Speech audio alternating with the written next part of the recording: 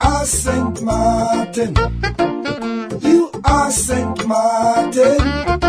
The URSM, the Unified Resilient Sint Maarten Movement, being a political movement, will be hosting a weekly radio program called You Are Sint Maarten, every Wednesday from 6 to 7 p.m. on Radio Mix 94.7 FM. I myself, Dr. Mercelina, the political leader of URSM, will be hosting this radio program in which current issues, actualities and general topics will be discussed with the people of Sint Maarten. So join us every Wednesday on Radio Mix 94.7 for our radio show You Are Sint Maarten. You are Sint Maarten. You are Sint Maarten. Dear people of Sint Maarten, good evening. Welcome to your radio program You Are Sint Maarten on Radio Mix 94.7 FM. I myself, Dr. Mercelina, is your host in this radio program, and as you know, I'm the surgeon working since 1999 here in Sint Maarten, trying to help my people of Sint Maarten. And of course, since October 2021, the 10th of October, we started a political party, the URSM. I'm the founder of that political party and, of course, the political leader of the URSM. This political movement will be contesting, of course, the upcoming parliamentary elections of country Sint Maarten, and hopefully these elections will be earlier than later, realizing the condition of our community and our country nowadays and seeing what the current government is doing with our country. As you know, the URSM stands for putting the people and of course the country above self, and we believe in educating and informing the people of this country. And we strongly believe also that there should be a sound balance between economic growth and the welfare status of our society. We are presenting a weekly program in which current topics, community developments and issues and general matters concerning the people of Sint Maarten are being discussed. As you know, the new school year started in August, and we hoped, of course, that we could have a silent, beautiful start of our school year. But realizing the challenges going on in our community and also the challenges that our teachers are going through in Sint Maarten, I decided to back up the teachers of Sint Maarten, to give them courage not to give up, to continue with their passion and commitment for their profession. I decided today to invite Mr. Stuart Johnson to be my invité, my guest today. And why Mr. Stuart Johnson? As you know, Stuart Johnson has been our Minister of TIAT in the recent past. Mr. Stuart is a known teacher here on the island of Sint Maarten. And what I realize every day that Mr. Stuart is a very passionate union leader from the WITU, the Windward Island Teachers Union. And what is very, very evident nowadays is that Mr. Stuart is fighting very hard for the teachers of Sint Maarten. And appreciating what he's doing for this country, I decided let me invite this passionate WITU leader, union leader, that is fighting for the benefits of the teachers that I do believe deserve to get more from government, and that's why I decided, and more acknowledgement of our community, I think Mr. Stuart Johnson is the man for me to invite today. Mr. Stuart Johnson, good evening. Welcome to the radio program You Are Sint Maarten. Good evening, Dr. Mercelina. Good evening, Sint Maarten. Of course, good evening to all that are tuned in and have been tuning in over the weeks. I know you have a phenomenal program that is informative and it is sending out the message to the wider community that indeed raising the bar in national issues is of utmost importance, and the public of Sint Maarten, I am sure, continues to appreciate not only the role of the program, but the ongoing role that you also have as the leader of the URSM and the custodian of the issues that need to be championed in the best interest of our country. Thank you, Mr. Stuart. Mr. Johnson, to start with, how did the new school year started in Sint Maarten? Well, you know, Doctor, I would like to first of all start off by extending once again to all teachers, non-teaching staff, parents, students, and the wider community at large a happy new school year. A new school year has started, and you know, despite all that we may face, teachers still put their best foot forward, and we do so because of our calling in life is to work for the benefit of students. And the WITU, and as WITU President, it is my job to make sure that, along with the board and by extension the entire membership, that each and every one of our teachers is respected and their rights and what is due to them is granted onto them. And as you know, leaving the last school year behind us somewhat, we were faced in the public school sector with the reality of the vacation payment. That was finalized. And so now we are continuing, even during the summer. There was no summer for me in it. You know, it comes with the territory of being union leader that you have no breaks, really. So all throughout the summer, there was meetings, there was discussions that I had with school boards and with government and other stakeholders, legal support, you name it, as well as travel abroad and the capacity as WITU President. So we'll delve into all of that later. And still remains, Doc, a serious issue with the vacation pay for our subsidized schools. Mr. Johnson, that is good that you're touch basing immediately on this topic that is actually on a daily basis in the media nowadays. Can you explain the public in general exactly what is going on at this particular moment with the paying out of this a vacation allowance? What is the situation at hand is that, one, the public school sector workers, so public education and the government civil service received the vacation allowance. That is something that is ongoing, at least not for WITU, but for other unions connected to the civil service. They still have to deal with other realities that they signed on to, that we agreed to. But for WITU, it was basically a clear-cut case, and we did what we had to do. And our members basically received a win-win scenario, in my opinion. For the private sector, so more or less the subsidized school boards, only one school board paid 3% of the vacation allowance that is due to them. The other remaining school boards are still awaiting assurance to remove the liability that is facing them as school board representatives to be able to pay out the vacation allowance. So government has basically said that we have granted the entire subsidy to the respective school boards. And so basically, in other words, it's more or less up to you to pay it. We kind of like, without saying it, are encouraging you to pay it.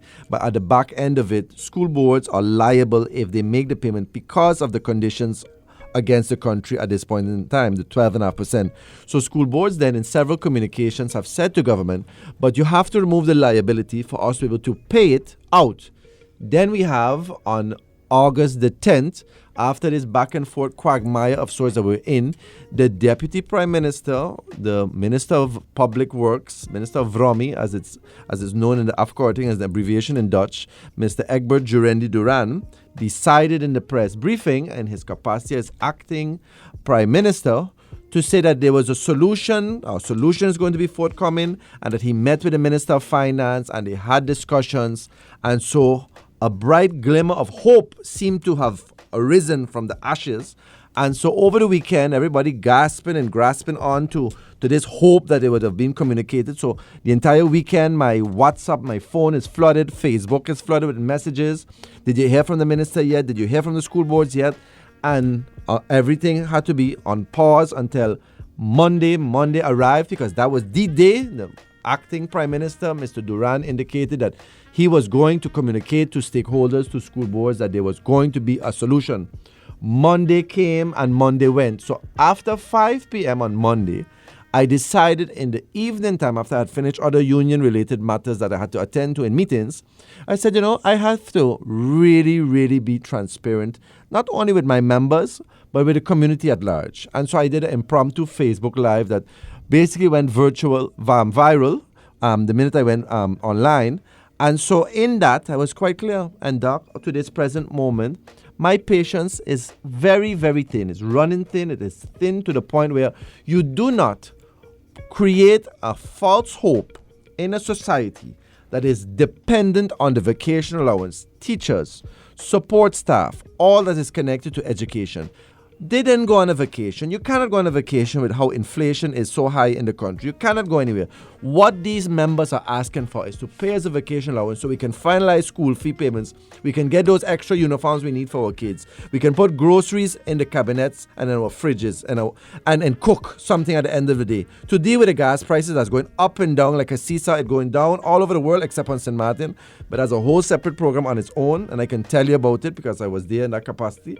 And so at the end of the day, you really have to wonder what was the objective of making that sort of statement in a press briefing in that capacity. Then flash forward now, a week now later, so this past week or so, the Prime Minister then and the Minister of Education comes out in the press briefing and kind of, gives this elucidation. They met and they discussed, the Prime Minister says they discussed the letter of the WITU President, so in third person, no name mentioned, though me and her have been good WITU colleagues back in the day, but no name was mentioned, the WITU President. And then the Minister of Education then says, well, there was 2 payments made to subsidized school boards over the last 2 to 3 years, and now there's 2 payments to the public schools, so there's a balance. But newsflash to the Minister of Education, like I told my members in our last meeting that I called in a packed hall, we're going after everything that's outstanding for public sector workers, for public education workers. That includes the COLA, that includes the outstanding vacation payment, the difference of that year. So when this is paid by government to us the third time, and the third time is paid now, which is the outstanding to the subsidized schools, there won't be a 2-2 scenario. There'll actually be 3-3, and everything then is paid up to date. So that analysis, like our good friend in journalism, Mr. Brown, says, the analysis there is still pending, in my opinion. But at the end of the day, it is irresponsible. And clearly the Minister of Public Works, the Deputy Prime Minister, misspoke, in my opinion, like I said in my media announcement, clearly misspoke, it seems, from what I get from the Council of Ministers. He also, in my opinion again, and in my capacity as WITU President, seemingly then owes an explanation and an apology to the Teaching Federation of St. Maarten, the Teaching Fraternity of St. Maarten, and tell them if you have a solution, what was that solution you seemingly discussed with the Minister of Finance, and if that is still the case, in either fashion, in my opinion, there shows a clear lack of cohesion in the Council of Ministers. And when you have no cohesion in the Council of Ministers, and when you have no vision in education, and when you have not prioritized education, it leaves our teachers not only with a heavy heart, but it leaves the nation of St. Maarten grabbing on to a reality that not only is the quality of education at stake, the very same children that we work for every day, work to empower and to inspire and to motivate, they are affected. Because as I've told, not only my capacity as president of WITU, but as a principal and as a teacher, I've told my staff, I've told stakeholders, if we do an injustice to the children today by disgruntled teachers, by disgruntled members of staff, by not motivating and moving and prioritizing education, these kids are going to be our next doctors, our next police officers. They are our caretakers and will have to take care of me in the St. John's home for the elderly. Will have to take care of me and you at the hospital. Will have to take our blood. Will have to write up a fine for us if we disobey a traffic law. And if they can't do that properly, our country suffers and we don't move forward. So, Doc, at the end of the day, the vacation allowance will continue to be a hot button issue until there's a clear direction from the government in terms of how they have to handle this situation, and come full square with me as WITU President on behalf of close to 400 members now, because since I became president, over 60 or 70 new members have joined. I just signed up another 5 or 6 this week. Members are joining left, right, and center. And so at the end of the day, I was asked in a recent interview as well if I'm open for dialogue. Absolutely, I'm open for dialogue. But we're right now at the stage where I am going to continue to pursue legal counsel. 3 members of the WITU have stepped forward, and I will be meeting with our lawyer to discuss what those individual cases will look like. And once those individual cases have been vetted by myself and the lawyer, we will see to it that it be put to the courts, and we'll see where that takes us in terms of the handling of the vacation allowance. Because as everyone may know, the Constitutional Court, the Ombudsman lost the case. It was quite clear there was no contravention into the laws.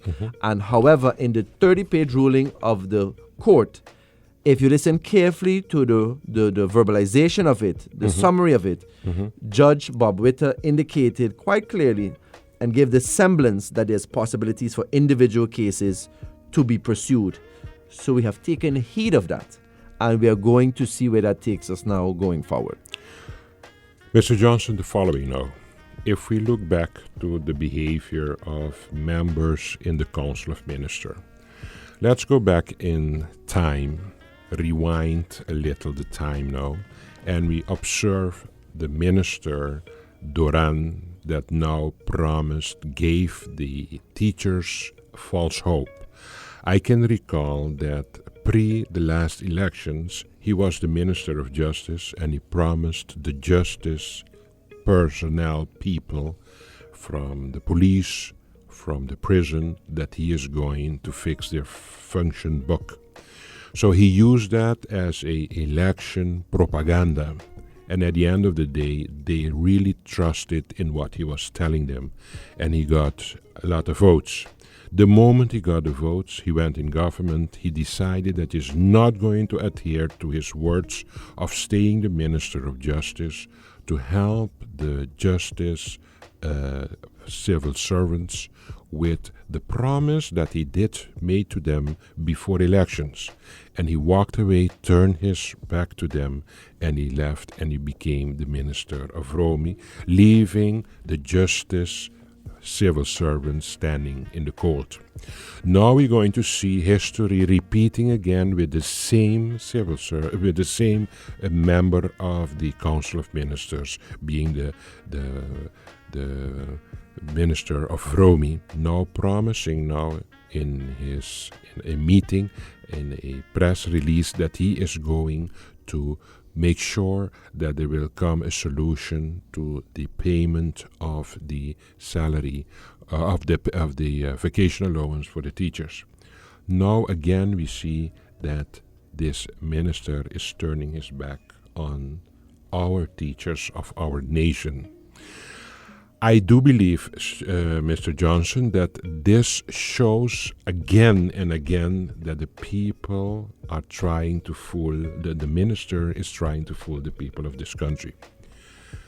I'm asking myself, I'm actually not asking, I'm concluding that this behavior from ministers is putting that the people of the country are losing trust in those that are in the execution in government.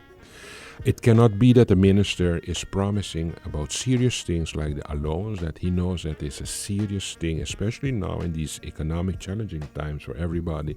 You can blatantly promise the teachers that they will be paid, and then a week later, until after your promise, until today, nothing more has been said by you about follow-up to your own promise. It's not that somebody obliged you to do it. You did it on your own.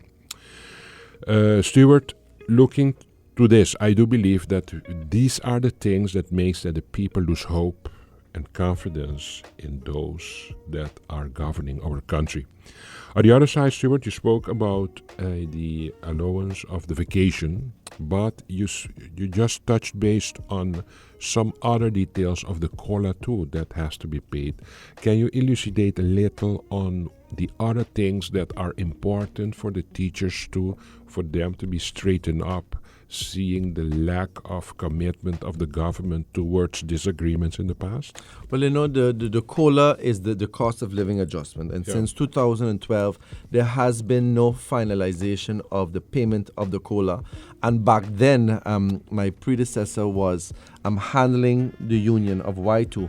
And I remember quite clearly that we said back then that we wanted the full 100% payment of the COLA. And back then, the deal that was brokered was that the members, and by extension the whole teaching corps, received 50%. So, you know, from then till this point in time, the COLA has never been rectified. And I believe in recent discussions, there has been no establishment of what the cost of living on Sint Maarten is. And that has to be done through the Ministry of TIAT, via the Statistics Department, that they would handle identifying that. I believe it was during the tenure of now resigned Minister of TIAT, Mr. Roger Lawrence, that he was going to establish and come up with a definitive calculation of what that would look like.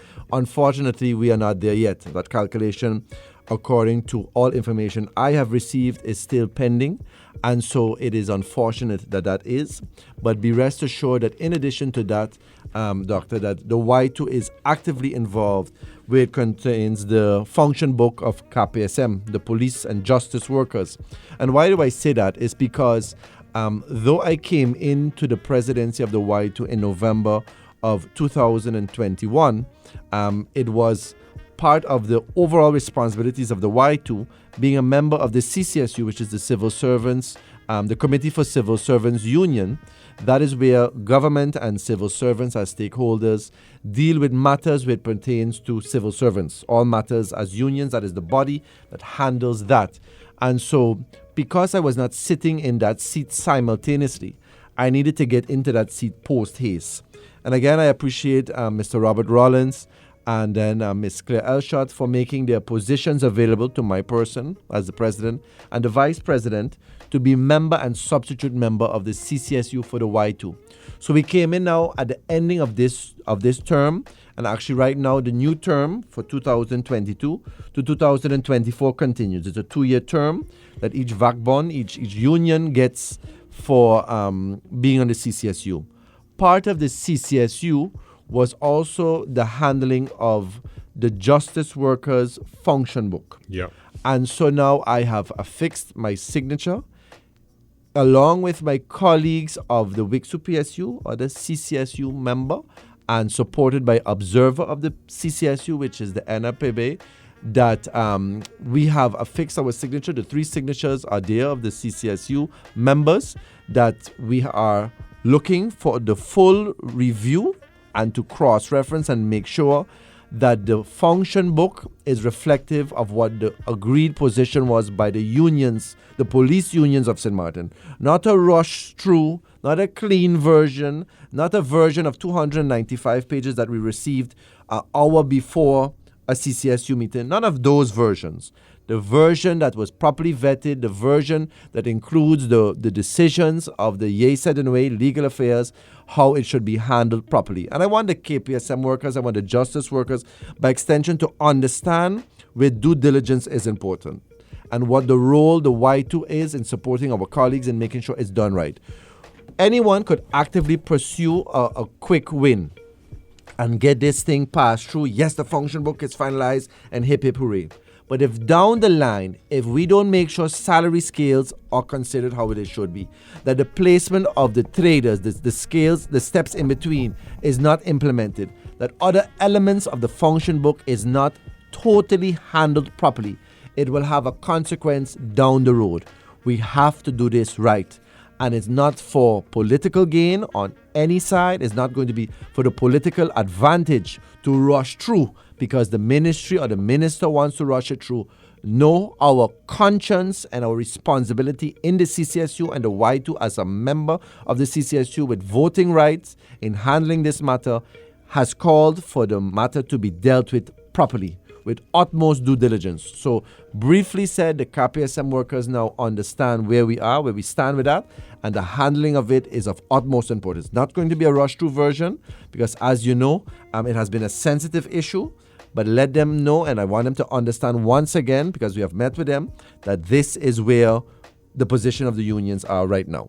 Concerning the function book. Correct. Okay. Stuart, time is running on us. It's very interesting what we're discussing, but unfortunately we have to take a break and we will be back in a few minutes. Dear people of Sint Maarten, welcome to the second half of our radio program, You Are Sint Maarten. As you know, in the first half I introduced already my invitee of today in the name of Mr. Stuart Johnson. And as I said in my introduction, Mr. Stuart Johnson is now a very passionate, well-known union leader in country Sint Maarten, fighting very hard for the teachers of Sint Maarten that I do believe deserve to be fought for, because these teachers are those guaranteeing the future of the next generation for country Sint Maarten. So I do believe that Mr. Johnson is doing a great job to make sure that we can accommodate in a good way our teachers, that they are happy to continue investing in the new next generation of Sint Maarten. Stuart, recently you have been nominated the third Vice President of the Caribbean Union of Teachers, representing Sint Maarten, of course. Tell us a little about this. Well, Doctor, in November of last year, as I mentioned, I became the president of the WITU. And so shortly after, there is this usual annual conference of the Caribbean Union of Teachers that was to be held in December. But since there were so many pressing issues in our country in education, I decided, there should be no immediate travel for me as WITU president. Quickly, the conference was rescheduled, and then in February of this year, the conference was held, and I said, considering that to a certain extent things have stabilized, and the board of the WITU said, no, it's of utmost importance that you go in person. So I traveled to St. Kitts and Nevis, to St. Kitts, to attend the Caribbean Union of Teachers biennial conference. And so it was during that conference, the second day, I was approached by the president of the CUT, as well as other members of the executive board, that said, we would like you to be in the new term, our third vice president, with the responsibility of sports, culture, as well as be part of the committee that will deal with the social, emotional platform that we want to launch to support teachers. I quickly said, honestly, you guys are absolutely crazy. I said, I have so much to do in Sint Maarten. I'm now becoming the president of the WITU. It's a lot I want to come. They said, no, you can handle it. Long story short, I contacted the board of the WITU. The members wholeheartedly stood behind me and said yes. And we made that historical step together as WITU. In the 27 years of WITU's existence and also being a member of the CUT, we have never had an executive role on the board of the CUT. It's a big step for the WITU, a small union compared to other unions in the Caribbean that have 1,500 members. We only have about 400. Some unions have office staff of 5 to 6 persons working daily. We do it basically on our own with no permanent office staff. So for a very small union in the Caribbean, it was a huge step, well embraced in the region. And with that third vice president role, opportunities immediately opened. I seized the moment. And one of the first opportunities was a trip to attend an educational summit in March of this year for 2 persons to travel from our union. Traditionally, the board and the president would travel. I said, I'm absolutely not traveling. I believe it's important that I empower my members. My members are the strength of the union. And so I immediately sent a communication to our members and said, well, any 2 persons interested, let me know. The board will go through the list. And so 2 persons were selected from the general membership, 1 from the general membership, and 1 was a board member. They traveled to New York, because of our partnership with the CUT and with our friends from the Jamaica Teachers Association. They had an educational summit, all expense paid. All we had to cover for our teachers was the airline ticket. The rest of the expenses was predominantly paid from that support. And so we've seen that as an added benefit. We've also seen where quite recently I traveled not only to Curacao this past June to deal with union matters there, but in July of this year, I also traveled to Trinidad for a follow-up of the CUT, had an executive meeting. And part of that executive meeting is my report that I had to produce for the next year of sports and cultural activities within the region for all Caribbean unions to participate in.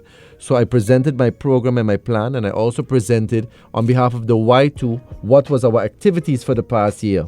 And as you can imagine, there has been a series of activities, a series of meetings, from sports events that we had held as WITU for the recent teacher poster back to school creative exchange that we have. I'm busy planning teacher appreciation day, what that will look like for our teachers. I've launched our new logo and pin that members are getting. So as the third vice president of the CUT, I'm also responsible for setting up the platform that is going to deal with a network of social emotional support for teachers that they'll be able to call 24/7, a hotline in the region with teachers going through personal challenges, with teachers facing financial probably obligations, that's a challenge, dealing with the pandemic, dealing with the different variants that are coming out of COVID, dealing with monkeypox, all sorts of other things are popping up.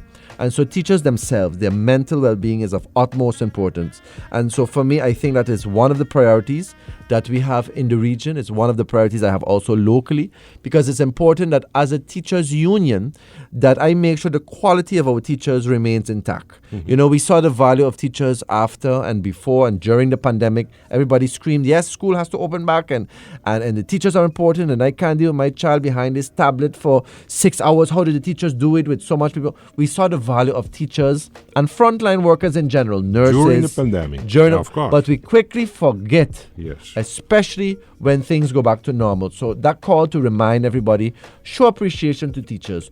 Don't have this fight or this sort of disrespect. Teachers are there with our kids 6-7 hours a day. As a parent, I'm asking parents, not only as the WITU president, but even in my capacity as a principal, have a conversation with the school officials directly. Don't take matters in your own hands. Don't show up the teacher in front of your child. Have a conversation amongst adults. Stakeholder, parent, teacher conferences are important, because at the end of the day, that is who we are protecting. We are trying to inspire not only teachers, but the teachers are also making sure that the next generation, our next generations to come, continue to be well-rounded, productive citizens of this country, to move this country and continue to move it towards prosperity like never before. Stuart, just now you spoke about your involvement in the CUT, the Caribbean Union of Teachers, especially that you had a extra attention field responsibility for development of sport between the islands in the Caribbean. I understand that and I appreciate that, but on the other side, Stuart, if we are very honest, what are the quality of after-school sport institution establishments for Country Sint Maarten? I think one day we should start to be more serious with this topic, because you're going there talking about potentials to develop concerning sport activities in the region, for the islands as such, but between the islands too. And now, for example, imagine you want to invite a island to come to Sint Maarten. What accommodation for sport do we have in this country? And we are calling myself a country, and I do not have a respectable establishment for invitations. Correct. And Doctor, it goes back to what I've said many, many times. We need a vision. What is the vision in education? What is the vision in sports? What is the vision that is going to take and move this country, prioritize with tangible, attainable goals? Are we going to refurbish existing facilities? Do we have plans for facilities and sports that is going to be optimal to bring in not only regional competitions, but also to bolster our local athletes? We have seen now locally what we can produce on so many other disciplines in sports. For instance, cricket. Look at Casey Carty, who is now part of the West Indies cricket team. We don't promote enough our sports athletes. We don't promote enough sports programs on the island. And even the sports programs that are up and running, I want to applaud those that have to deal with the subpar facilities that is there. And even as a nation, we have to take responsibility in our sports activities and our sports facilities. Because look what happened at the Great Bay Sports Auditorium the other day. That is something that is unfortunate, the damage that was caused. Yep. That is something unfortunate. And while investments are made, we have our civic duty to make sure that we protect what is there as a country. You don't allow and put a blind eye to somebody who's damaging something that many are using and can use and have used and need to use. And we also have a responsibility on both ends that even though there is no vision, whatever is there, we still have to protect it. And recently, Stuart, in the vacation, the summer vacation, I was invited to go see the activities of a summer camp for football in the Raoul Illich Sport Complex. I was impressed with the destruction that I encountered there that was since Hurricane Irma. That's terrible. Can you imagine since 2017 The until bleachers, now? everything. And everything is status quo, the same. Nothing changed. And we are talking in this country about a well-respected country, and we do not even have a sport accommodation for this Or what country. is the vision? It's a shame. It's Correct. a shame. Or even what's the vision, Doc? Is there a rendering? What will it look like? At least have a national discussion. Make sure that all sports federations, all sports organizations are a part of the vision. What is going to happen at the Raoul Village? I think that is very important. That should happen. Very important, of course. Yeah. Stuart, every year again, we start again with new hope, although the people of this country are getting more hopeless. They're losing faith in the future because of no tangible developments in this country. But we still believe in progress. Do you have, Stuart, a wish list on the educational field of Sint Maarten now that we start this new school year? Well, Doctor, I think you'll have to invite me for several programs to go over my entire wish list. But truth be told is I have a few. And one of the basics is that every school should have pre-K. What is pre-K? Pre-K is pre-kindergarten. And why is pre-kindergarten important as part of the structural school environment for primary school? It is because when we see students come in kindergarten, some of them have not had the foundations necessary to deal with their fine motor skills, to deal with their social interactions with students, with the class teacher. So they are screaming, they're crying because they're not accustomed to be in that sort of setting. So by implementing a pre-K is of utmost importance. The next is to enhance the facilities in itself. Schools must be inviting cosmetically. It must look like a school. It mustn't look like a prison. It mustn't look with plain walls. It must be colorful. It must be vibrant. It must be bright. Schools must also have playgrounds, because we've seen in several schools where there's absolutely no playgrounds. So what happens is kids go outside in recess and you're running up and down, and what's the next best thing to do is push and kick and fight. So because there's no adequate playground facilities in a school. The next is to ensure that there's technology incorporated, not only in the classrooms, but also that teachers are fully equipped to implement the different technologies that are there. Day in and day out, I not only preach to teachers, but in general, the ease that technology now has for learning. There's students with different learning styles. Some listen and they learn by audio. Some are visual learners. What they see, they pick up with a ease. Others are kinesthetic. There's other different learning styles that we have to tailor to in our country. Some are Spanish-speaking students coming, and so we have to be able to deal with ESL, English as a second language. So for me, I would like to see the incorporation of technology. The next, I think, on a primary school level, we need to implement a well-rounded student. So we need to include a rehaul or a review of our curriculum in general. And part of primary education should also be the implementation of Spanish and French classes, in addition to Dutch. Why is that important? We want our students to be multilingual, not only bilingual, multilingual. The world is evolving. We need to have global citizens, not citizens that can only go from one end of St. Maarten to the next. We need to have global citizens. That's how we make a big impact. And so our students get these languages in secondary school. But can you imagine if we start them off in primary school, how it expands their learning opportunities. And when we go to other conferences and other sessions in education, St. Maarten is one of the top places that they brag about of the different languages that our people can speak. It is considered an excellent asset when you're dealing with learning to have more than one language under your command. And even when I went to Trinidad recently, they said, but how many languages do y'all speak? Yes. And so for them, it's impressive. It shows the strength of our educational system.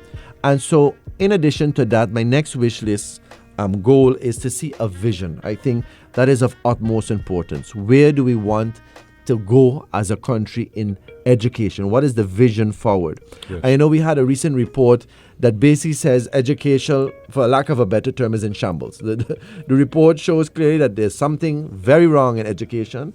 And so where is the assessment? What is the plan in terms of dealing with that, and how are we going to work towards an education system reflective of our society? Then we have to bridge the gap between the foundation-based education, and if it's effective. I think that needs a total review. And truth be told, and be very candid here, as I told some of my closest friends, if the FBE was implemented when I was a student at the St. Dominic Primary School, maybe I would not have gone to St. Dominic High School. But when I graduated from St. Dominic High School, I graduated with college level, general proficiency level, CXC results. So I am fundamentally and have personally gone through the education system, disagree with the current setup of determining the livelihood and direction of our students by the 6th grade result. It seems to be a turning point, whether you go high or you go low or you go in between. And I think it is too premature on a primary level to make such a determining factor. Yeah. It's too early for the kids. Absolutely. And it can hamper them too in the further evolution. And it takes away an opportunity that child may be able to pick up in a secondary level and grow into an academic field or grow in another field where they truly flourish. You know, Mr. Johnson, what is worrying me in this country, this particular moment, is that we actually are not governing this country, because governing as a country means that you have your vision, you have your ideology, you know where you're going with your country. And as you said, especially with education, since 10-10-10, we are a country, and we have never sit, discuss, and determine and define the level and the type of education that is going to serve country Sint Maarten the best. And that is the problem now. And every time again a new minister comes in, he's going to start doing the pragmatic things, signing papers, organizational work, micromanaging, doing things that actually others should do, instead of sitting there in his office and think on the long-term vision for the education system for country Sint Maarten. Actually, Mr. Stuart, now that you are also a member of the CUT, of course, our wish list is also to improve the quality of the establishments of sport, to make them more too in this country. Because, for example, every time I drive there next to Carolina, there is a tennis court. Can you imagine? I'm going to put my child there to tennis in a court that is in very bad condition, next to a adult entertainment establishment, next to a tennis court where we try to do something positive for the kids of St. Maarten. So I really believe that it's not only a vision about education, but we will have to have a plan that actually we can execute to make it tangible, a national plan to improve also the sport facilities and the possibilities for our kids to be entertained after school. Actually, Stuart, I am, of course, from the URSM. We are defining the level of care for the healthcare. We are defining the education that we would like to have for country Sint Maarten. And of course, we are trying to make it happen in the next government. And hopefully the people will understand where this URSM wants to go and try to give us the mandate for us to take over the management of this country, as we say, for us to give it a totally different turn than this hopelessness. And actually, at this particular moment, we are going nowhere with this country. We are fighting the whole days, ministers against members of parliament against minister. It's about they're fighting the whole day. And sometimes I ask myself, what are we all fighting about? But I think it's about nothing. And at the end of the day, nothing is happening for the people of this country. And in your sector of education, nothing is happening to improve the future of this country. Mr. Stuart, we are almost nearing the end of our program. I would like to give you for a few minutes the floor before our close-off. Doctor, I would like to thank you and the program for having me on this afternoon. I want to again send my words of encouragement to the people of St. Maarten and by extension all educators, all parents, all students, that as we continue to go through these trying and challenging times, that education remains a key to success. It is the foundation and the building block necessary for a livelihood, a sustainable livelihood that will help build a family, help build a career, and help to get all the wish list that we have in life achieved, whether it's a dream vacation, whether it's a dream job. You can only do so with an education and get that done by being able to read, being able to write, being able to articulate, be able to speak, be able to express yourself. And that is done through education. And education doesn't necessarily have to mean a college degree. It can mean a vocation. It can mean a skill. You could be a laborer. Once you make a decent living and have a good way forward, that is a productive citizen.